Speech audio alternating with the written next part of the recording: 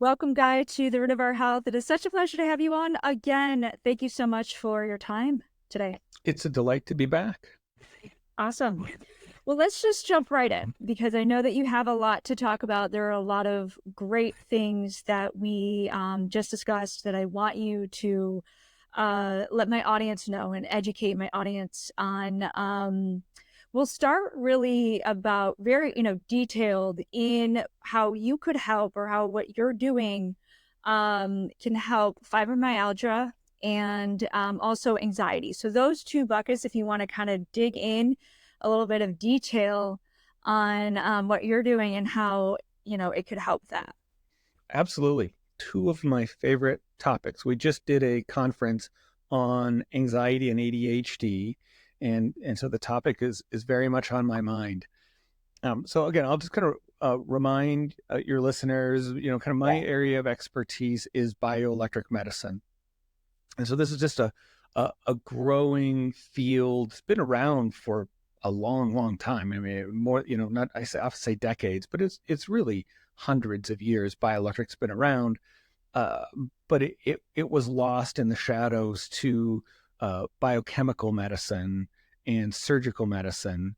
But bioelectric medicine has always been there in the background, and it is now emerging as, I think, for sure, the next frontier of medicine. The things that they're doing with bioelectric medicine is nothing short of astounding.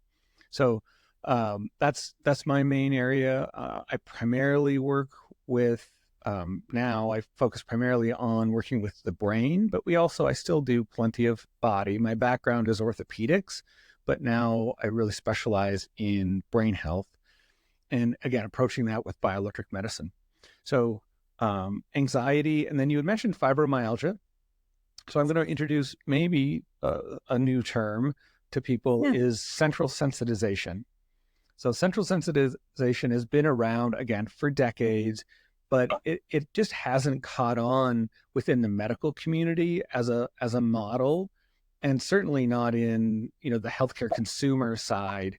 Almost nobody has heard of central sensitization, but it's the first model that has come along that has given an explanation for something like a fibromyalgia or a chronic fatigue or an irritable bowel syndrome.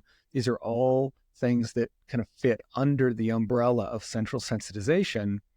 And I would say that that model, central sensitization, has been updated, and it was considered before kind of a multi-system paradigm. That the idea was that not one system had gone, kind of lost the plot for a patient, which standard healthcare has kind of presumed, but multiple systems had lost the plot, and that was that both explained all of the symptoms, but it also explained why is it so hard to treat, because if you just treat it as a pain issue, you're not also seeing that it's a digestive issue, an energy issue, a hormone issue, an autonomic nervous system issue, a central nervous system issue, a thermal regulation issue. You're missing all of that, and so decades of attempts to treat it by addressing one variable didn't work. So they came up with this multivariate model.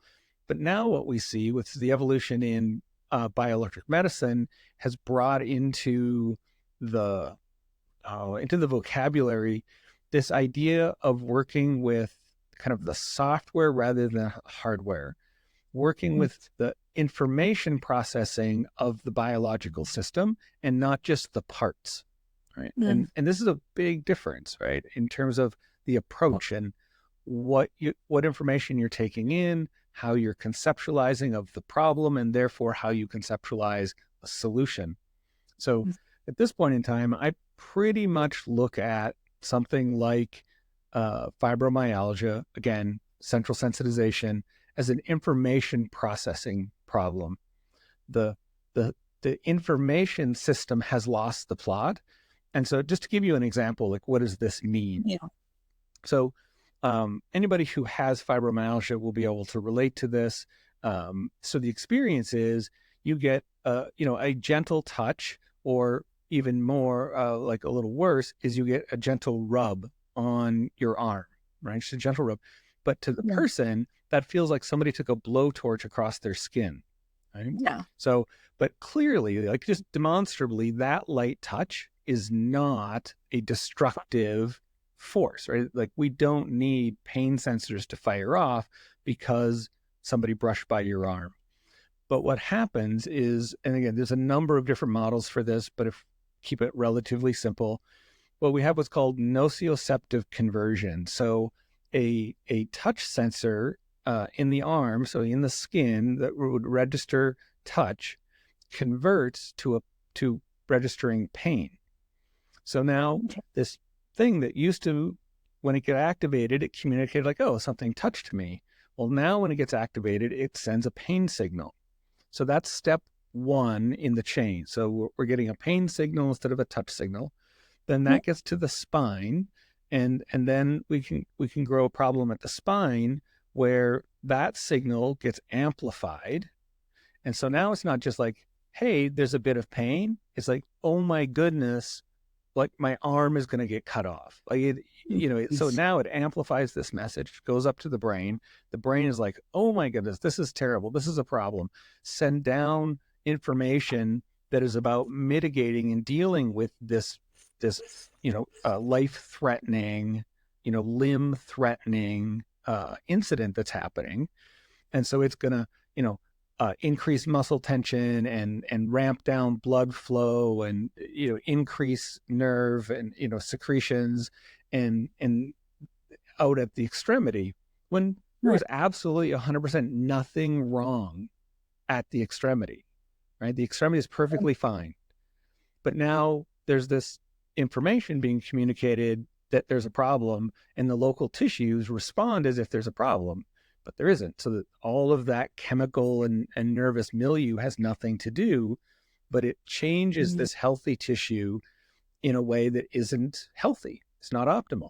And when that happens, time and time again, day after day, week after week, month after month, year after year, you do have this dysfunctional relationship between the signal being sent, touch, but now it's pain, amplified to crisis response coming back down, but no crises to solve. And it changes the tissue and degrades the quality of the tissue, the function of the tissue, the limb, all of that. And that loop just repeats over and over again, right? So we call that, like, that's an information processing problem. What we don't necessarily want to do is say, well, what that person needs, that arm that's super sore, what it needs is a massage. Sure. And again, anybody who has fibromyalgia, they're not going to be that excited about getting a massage, right? Like any of my clients we do manual therapy for, it's like a torture that they endure because they know it makes them a little bit better, right?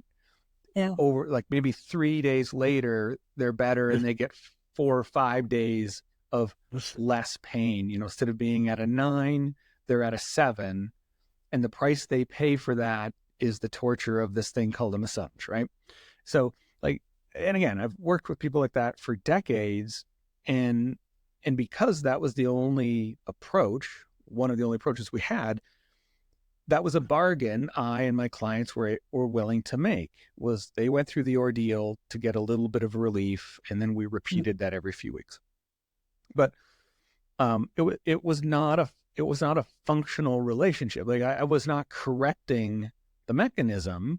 I was just working within a dysfunctional mechanism to get a small gain. So now what we do is we use bioelectric medicine to try and take those touch receptors that converted to nocioreceptors or pain receptors, get them to convert back. So that at the level of the skin, when that light touch happens, what is reported is light touch. And then we try and use bioelectric medicine to regulate the neurotransmitters in the spine, so substance P, interleukin 6, downregulate those to normal levels, so that when that signal arrives at the spine, it doesn't set off this cascade of, oh my goodness, something terrible is happening, which amplifies the signal then to the brain. So if we can negate it there, and then we often need to do some rehabilitative work at the pain circuitry in the brain, because after a person has had this for as little as a year, but most people, they're many years into this by the time they're, seeking care. So now the brain neuroplastically has changed to being, overly good at responding to pain. Like they built in too much neural infrastructure for responding to pain. And so we actually need to prune that infrastructure so that the brain has more of a neurotypical response to the input. Right? So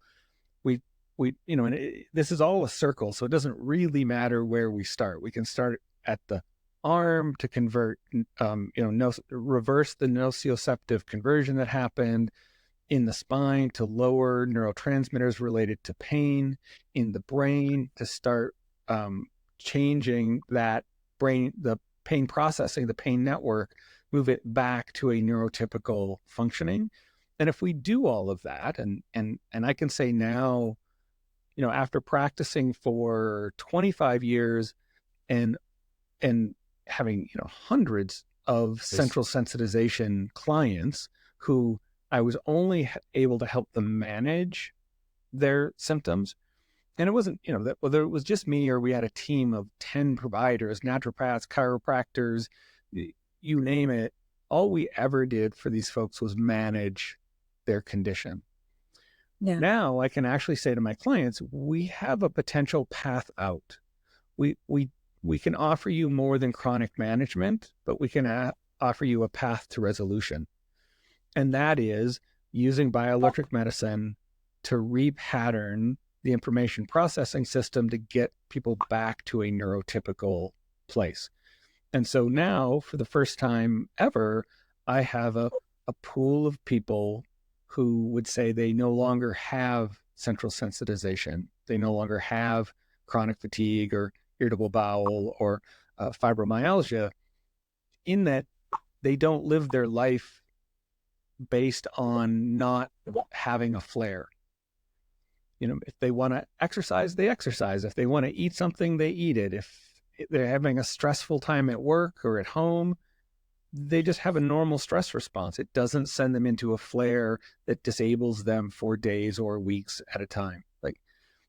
And that's a radical change for anybody who's been struggling with this condition.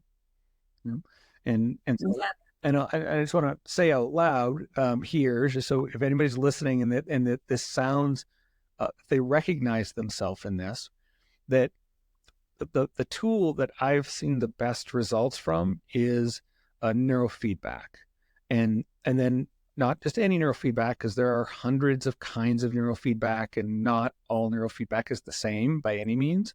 So where we have seen our success, repeated success, not a one-time success, but we have, a high degree of probability if we send clients down this pathway, they will get the results that the others who've gone down that pathway have received. So it's called 19-channel SW Loretta neurofeedback. Now, saying all of that, in case somebody wants to take that information and hop on Google and look up 19-channel SW Loretta neurofeedback, that it's a thing. It is what I call the Cadillac of neurofeedback. That is the most advanced neurofeedback you're going to find in a clinic setting. For anything more than that, you'd have to go into a research setting, like a university or something, to be more advanced. But in terms of seeing a practitioner in the wild, you're looking at a 19-channel SW Loretta neurofeedback as the most. And there's I won't go into it, but there's a whole rationale for what relative to this condition called central sensitization, where you've got a system that has multiple factors, and usually not like 3, but 30, 80 different systems have kind of lost the plot, and you usually just can't restabilize that system if you're walking in the front door with a standard of care treatment. The system can't take in what should be a nutrient it usually abreacts to the slightest thing. Give somebody magnesium, which is benign for anybody who's in a healthy system. It's supportive, but do that for somebody with central sensitization, and that could throw them off, 4 weeks or months. Or again, move them onto a certain diet and start having them eat certain foods, rather than that being beneficial like it would be for relatively healthy person with central sensitization. That could ruin them for months. So we have a system that has lost the ability to take what is a nutrient or a positive input and really utilize it as a positive input. That's the problem, right? The system has lost its logic. And providers are always thinking this is a logical system, and all I need to do is more treatment and it will come around. And as a provider, you just have to recognize that no, actually the system has lost its logic. It is moving in a non-linear way. So if you take a linear approach, it won't work. So that's why this 19-channel Loretta neurofeedback is helpful, because it addresses the system in the way that the system is dysregulated. It meets the system in its dysregulation and slowly, gently nudges it back towards a neurotypical information processing system. And then all of the things that a person has tried start to work. Then going to physical therapy, getting a massage, going to a chiropractor, taking the nutritional supplements, those all start working because the system will, thank you, I needed that. I know how to use it, right? Yeah. Yeah. So for me, like that's our best address. The difficulty for that for clients is you need to find a clinic and a clinician, somebody with the right equipment, the right software, and the right training to be able to deliver that care. And that's unfortunately rare. There just are not that many clinicians who make the choice to make that their practice. So they're hard to find. But we do work with people outside of the clinic using bioelectric devices and at-home treatment. And so I'll just say it's not the same, right? It is just, we just have to start at, it's not the same, but with a little bit more patience and thought, we can begin to have a very similar effect. So we might use microcurrent therapy to begin to shift the system in some of the ways that I said, and change that nociceptor back to a touch receptor or a temperature receptor or a chemical receptor, and changing the neurotransmitters in the spine and dialing down substance P and interleukin 6. We can do that with microcurrent. And then on the brain level, I prefer audiovisual entrainment. I find that is one of the best ways to bring the brain, which is probably the key organ in resolving this condition, bringing the brain back into a state of regulation. Audiovisual entrainment is going to be one of our best tools. So that combination of microcurrent therapy and audiovisual entrainment for the at-home user, we can make a meaningful difference for a person. And again, given they likely don't have access to the neurofeedback side of it, then in many ways, this might be the best option available to the average person struggling with central sensitization. Okay. Awesome. Yeah. And then we had touched on in our pre-chat, heart rate variability. Yeah. I'm going to add that in here. Yeah, please do. Heart rate variability. So just a quick little piece about heart rate variability.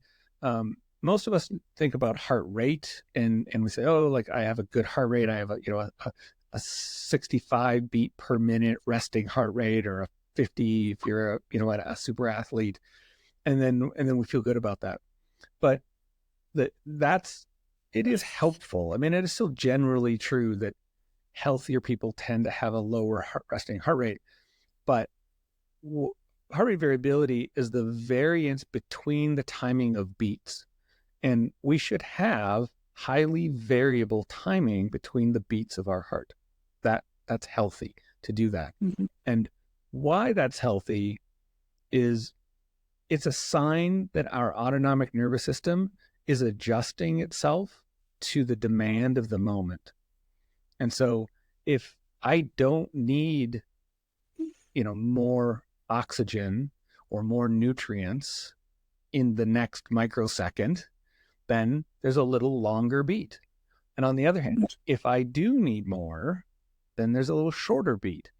And Okay. and the way I describe this for people is think of the thermostat in your house, right?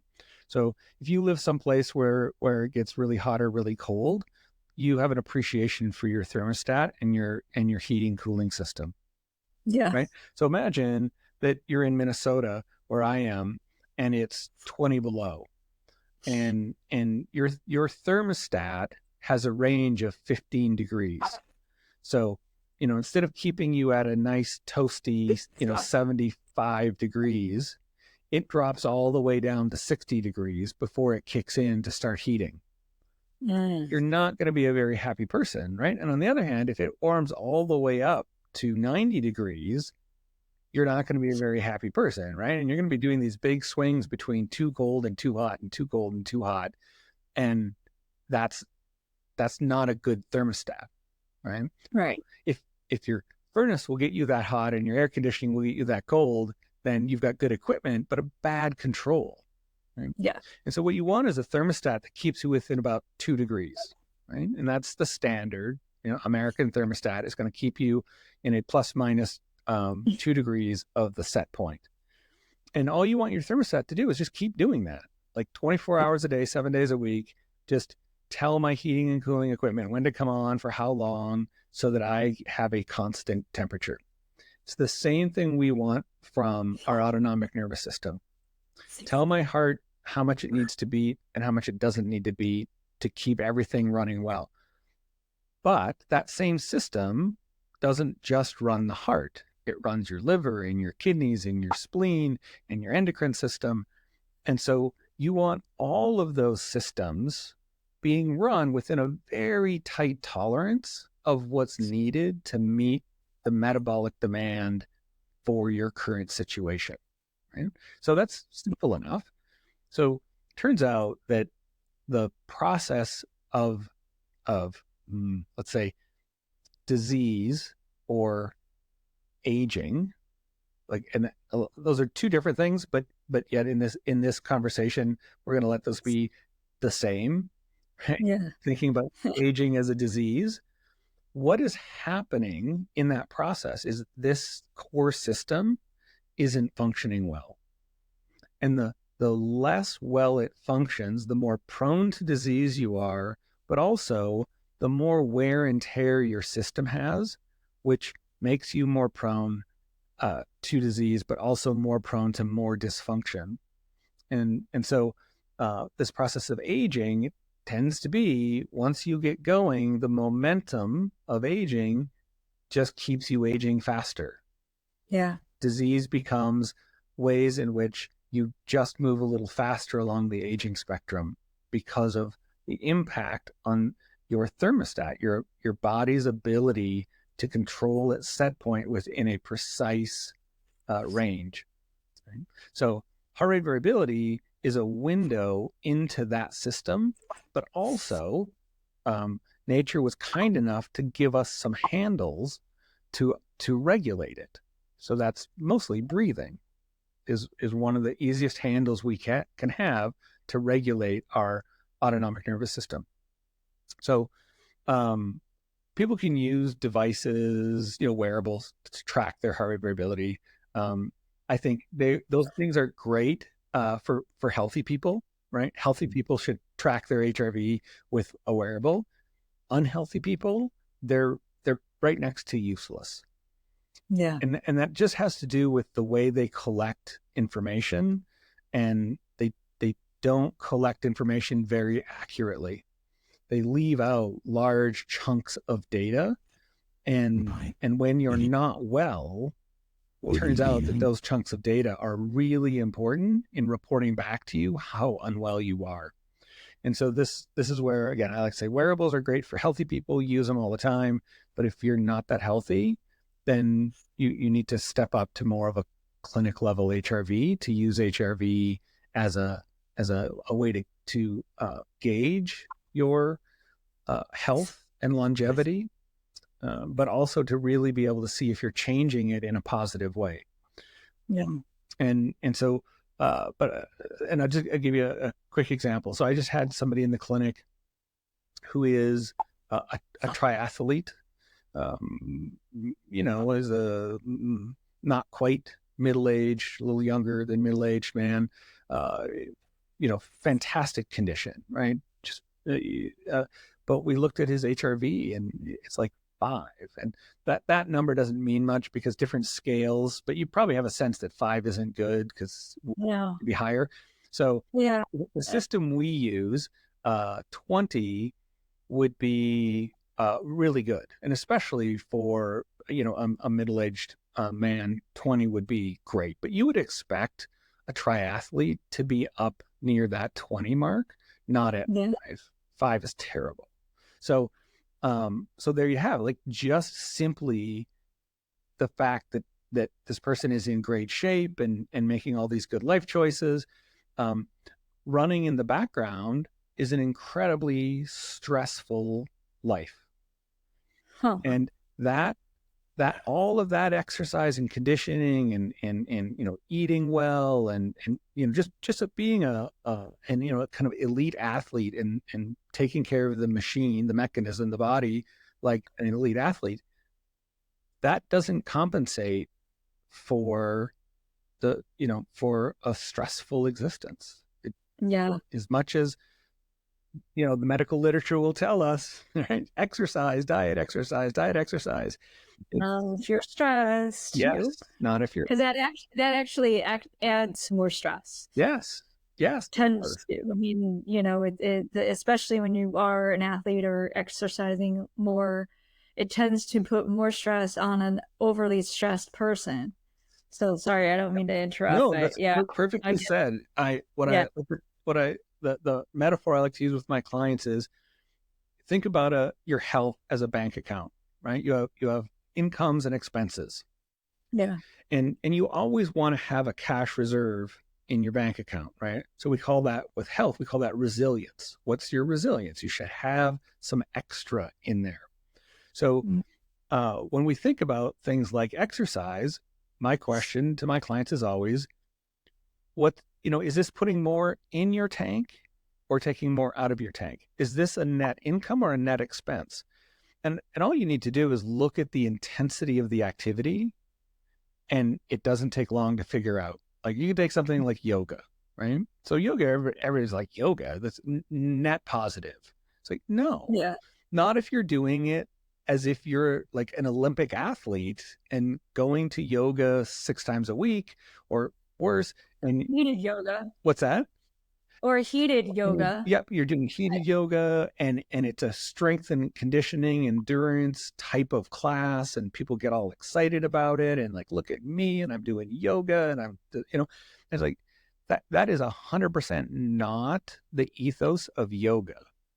Right? Yeah. Yoga was is still, like, what it's supposed to be is an inner process that is about expanding the inner self and deepening contact with self. That's what it is. It is not about holding warrior pose for 10 minutes and in competition with the person on the mat next to you. Like, that is not what yoga is, right? That's what we turned it into, because we're good at that in this country. So yeah, it's really asking this question of, is my activity, whatever it is, truly adding more to my system? Is it a net benefit, or is it a net expense? And I would say most people's exercise program is a net expense. They're doing more damage in terms of inflammation, micro tears, all of that, than they are actually putting something in, right? And so there's just this need to look at whatever your program is from that side and make sure that you really have the demonstrable sense that it is a net gain for your health. And yeah, that. So yes, so exercise is not in and of itself a fix. It could be part of the problem, like you said. And this gentleman was a great example of that. Yeah. And then I'll give you one other example. I had an older gentleman, probably mid-60s, in, again, really good condition. He's in for peak performance, and we're looking at his HRV in a resting state. Fantastic. Again, he's up in that 15 to 20. I'm envious, right? It's like, okay, whatever this guy's doing, I need to start doing that because my HRV is nowhere near that. Okay, so great. Across the board, all of his biometrics, fantastic. Then we give him just like a little bit of a mental stressor, right? So we're going to put him in a stress test, right? Not stressful at all, but it's a little stressor. HRV plummets to 3 and then stays there through the whole task, right? And it's like, okay, that is not a resilient system. It has the ability to visit health, right? And rest, right? So he's able to go into a parasympathetic state. Yeah. Great. That's better than the other guy I mentioned. His system had no idea what a parasympathetic rest and digest state was. Right. Lost the map to find that place.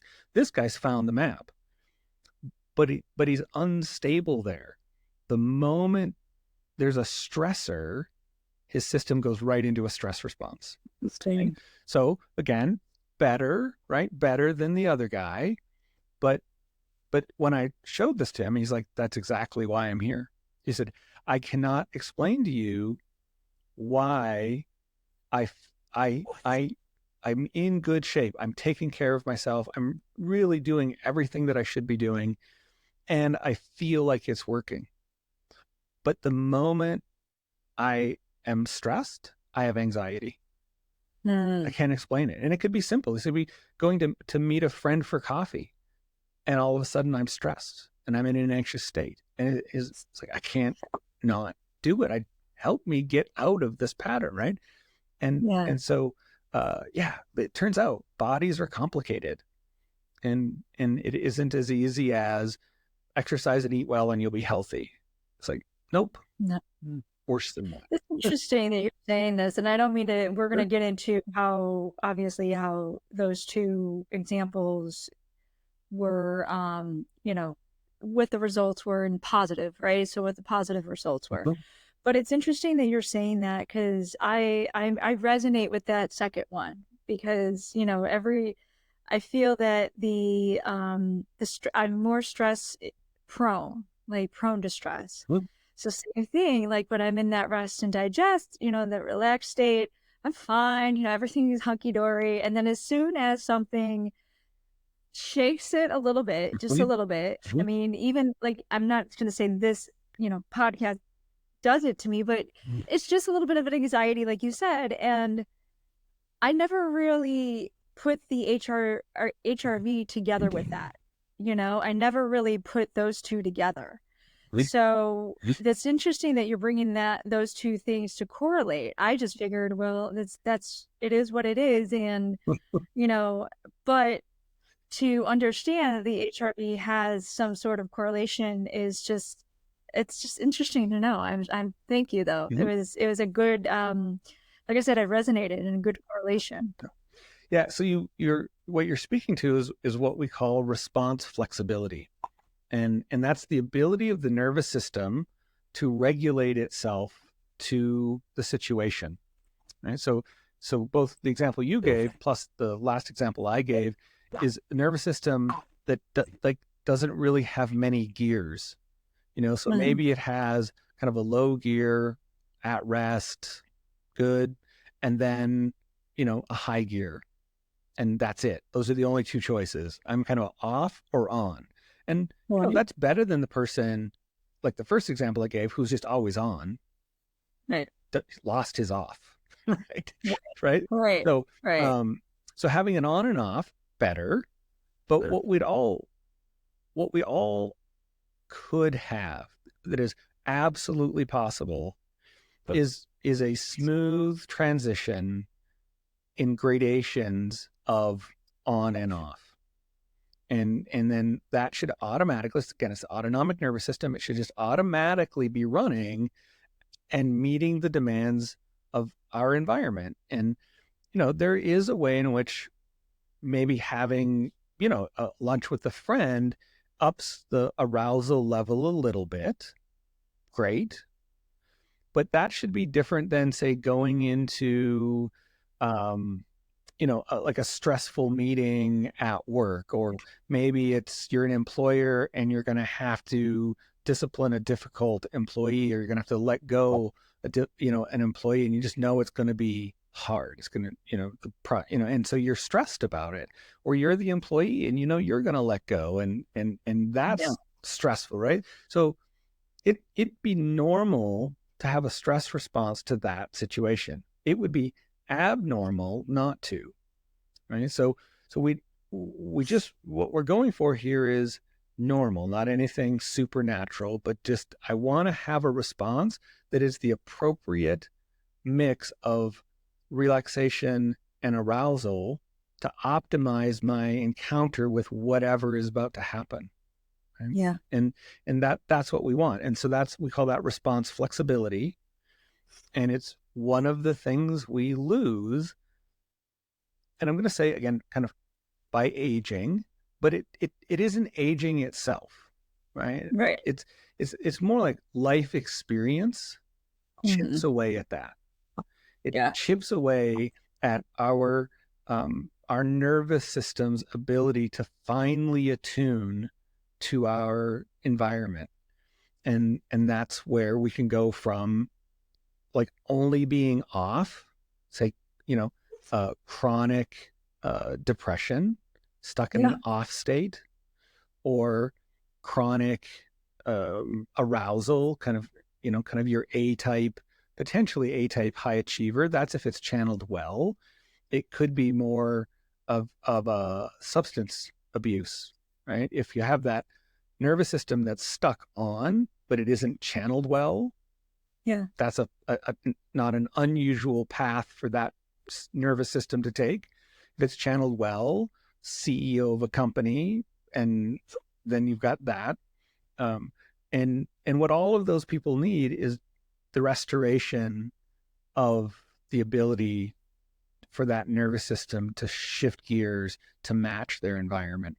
And so that's, at the root of much of what we want to talk about today, which is being, kind of anxiety, this idea of the fibromyalgia, central sensitization. Yeah. At the root of those conditions is the system's ability. It's lost the ability to do this. And how it's lost the ability is kind of what makes the difference between one or the other. But one of the core things we have to restore is this mechanism. And so I'd said I would give listeners an easy at-home heart rate variability exercise. Yeah. And so even though it says heart rate variability, this isn't an exercise for your heart. It doesn't exclude your heart. The heart rate variability is about regulating your autonomic nervous system, which is running everything basically from the neck down. It's all of our automatic processes being run by that. And then, of course, it's has an incredible conversation with the brain, with the central nervous system. So the two systems are in conversation, but we're going to talk about the autonomic nervous system specifically.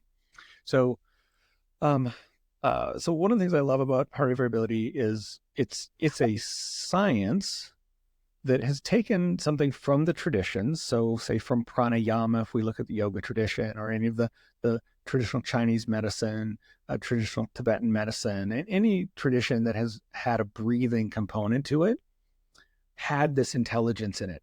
So what we did in the West was we found one of those, kind of breathing practices, studied it, and I think it's fair to say we made it better in that it can be more targeted and prescriptive. It's easier for us to say, do this like this for this condition, and you will get this result, versus if somebody just says, well, you should do breath work, and a person just kind of randomly says, well, I like to breathe like this and it feels good to me, so that's what I do.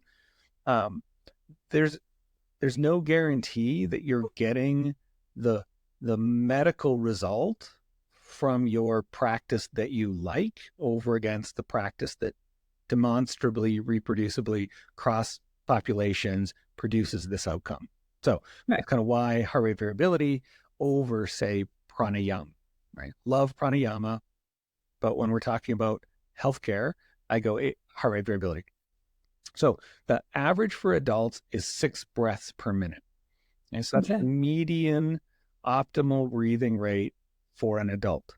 Now, any one person might be 5.5 or 5 or 4 or 7 or 7.5. There's variation. And it really does matter that you get your breathing rate right for you. And everybody has what's called a resonant frequency. So it is where their cardiac rhythm, their respiratory rhythm, and their baroreflex line up. So we know what the first two are, your heart rate, your breathing rate. Baroreflex is a reflex that controls the contraction or dilation of our vasculature, right? So how constricted or open is our vasculature? So we want to bring these three things into correlation with one another. And it is optimized at a certain rate of breathing that is specific to that person. And once whatever your resonant frequency is, it's that over your life course. It's not something that changes. But we can start people off with a 6 breaths. So that means, an inhale of 5 seconds in and an exhale of 5 seconds out. And we're not trying to change the inhale or the exhale, right? So the hold in between. So we're not doing a breath hold. It's just circular breathing. We're not necessarily trying to do deep breathing, so we don't want hyperventilation. What you're controlling is the time domain, but not necessarily the volume of air, not how much air you bring in, but you're bringing in however much air your system needs, but you're doing that in a 5 second in and a 5 second out, right? So it takes a little practice to get that. If you want to add... Now, I'm sorry, do you have to breathe out? So when you breathe out, is it through the mouth or the nose or however? Yeah. Yeah. What is... Yep. So the research tells us that it doesn't matter whether you, inhale through the nose and out through the nose, or in through the nose and out through the mouth, that those two ways seem to statistically produce the same outcome. Okay. So I kind of let my client decide which of those do they prefer and go with that. So it's a good question. And I think a person can have some personal preference around that. So, 5 seconds in, 5 seconds out, 5 seconds in, 5 seconds out. And you want to do that practice for something like 20 minutes a day. If we're going to add in one piece of technology, I would say it's absolutely worth downloading a breath pacer app on your smartphone. There's dozens of them out there. I don't have a favorite. Find one where you like the picture and you like the sound and go for it. Right. And they're either free or they cost $1. So this is not something you need to go spend $100 on. There's just a bunch of them. All you need is a pacer that you can put time into. It's nice if you can do fractions into the app, just in case you want to experiment with, it's like, okay, guy, I tried 6 and that doesn't feel quite right. Like it's okay, but it's not quite right. Then try 7 and then try 5. And then you go like, oh, 5 was better, but still not exactly. So then try 5.5, right? And you kind of just through your own subjective sense, see if you can dial into what's your optimal resonance. And again, I'll say you might be right or you might be wrong. Again, in the clinic where we have equipment that measures this, that's where I see the variance. Is a person is saying like, oh, I really like this. And I'm looking at their physiological response to it, and their system might be freaking out. Like their system is in a panic attack, but the person is, I like this. Like, That's interesting. But it's completely congruent for people who tend to be anxious. Yeah. Anxious feels comfortable. It feels normal. It feels like home. Relaxed feels like a foreign land. And I don't know if I like it there. Right. And I've literally had people say, I had a really weird experience, and they describe this experience to be a very elaborate description. I'm like, that's called relaxation.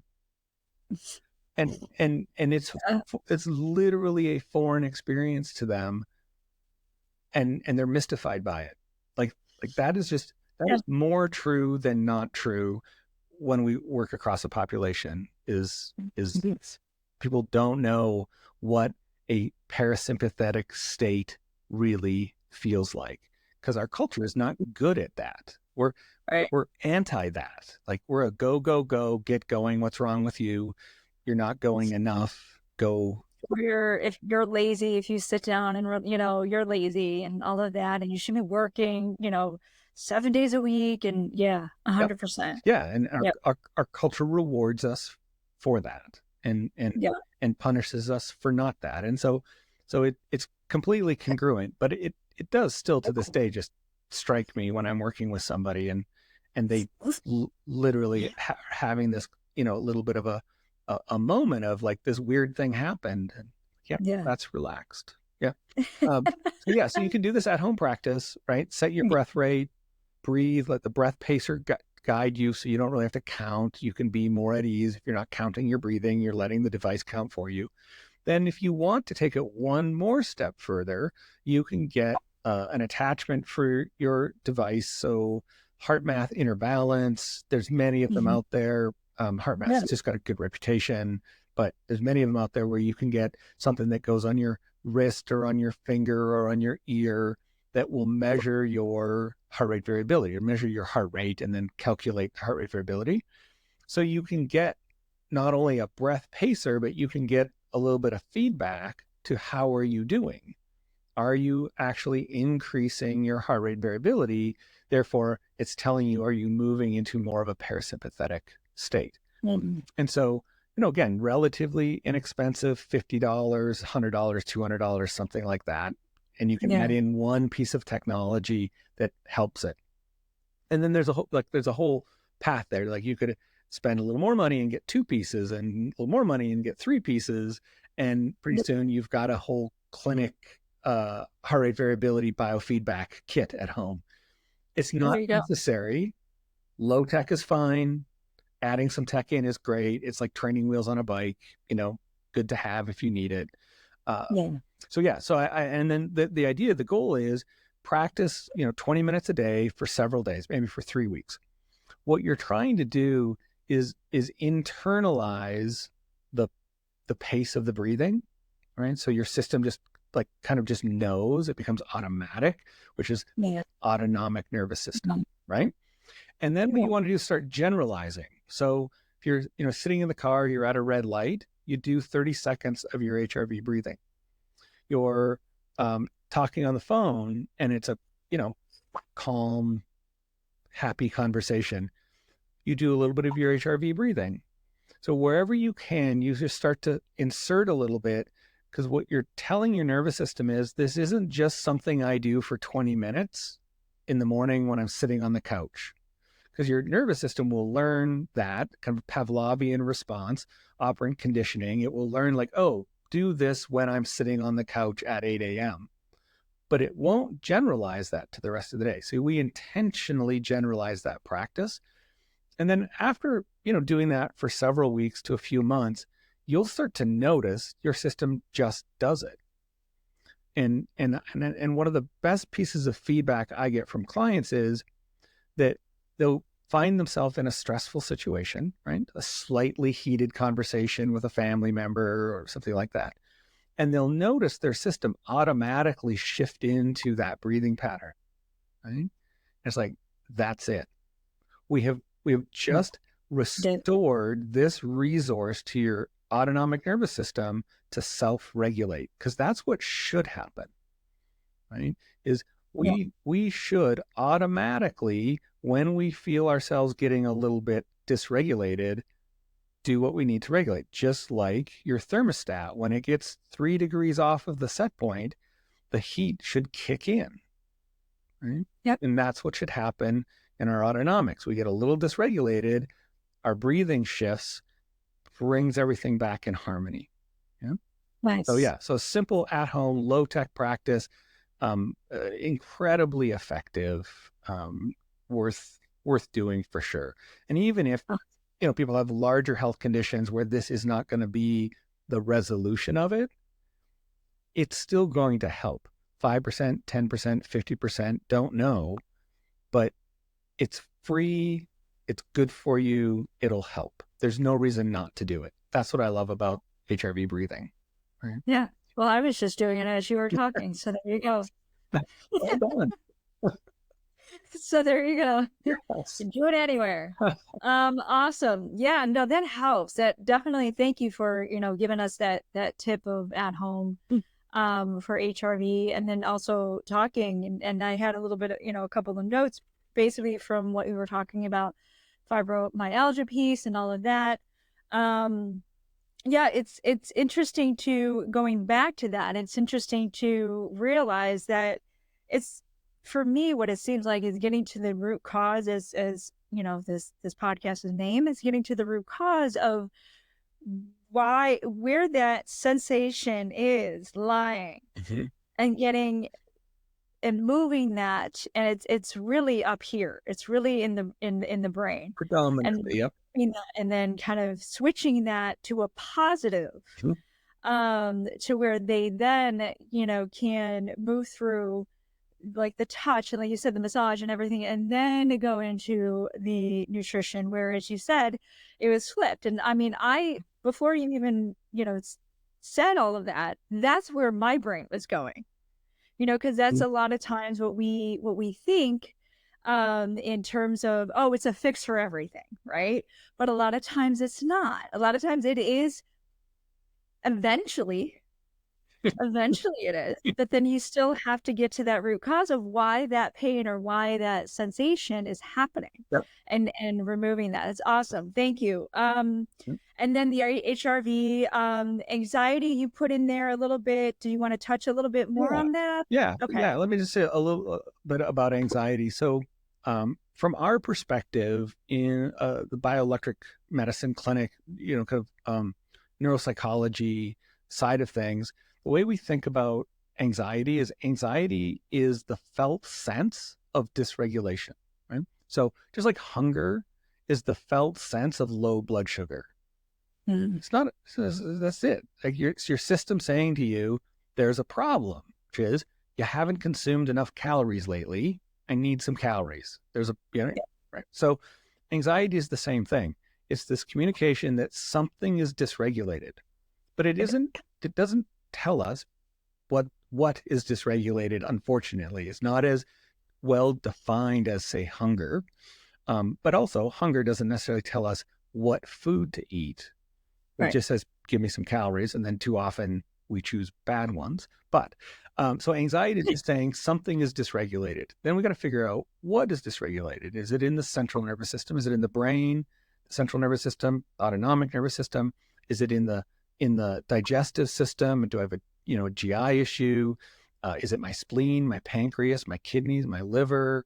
Any number of systems are communicating into the nervous system, something's not right. And then we feel that as anxiety. And then too often, well, we live with it, we self-medicate, or the medical system medicates us, and nobody bothers to look where the signal is coming from. They just want to block the signal, and it's not optimal for our well-being. So the main thing, if there's just one thing I could communicate about anxiety, it is this: that there is no one thing called anxiety. Anxiety is not just difficult feelings.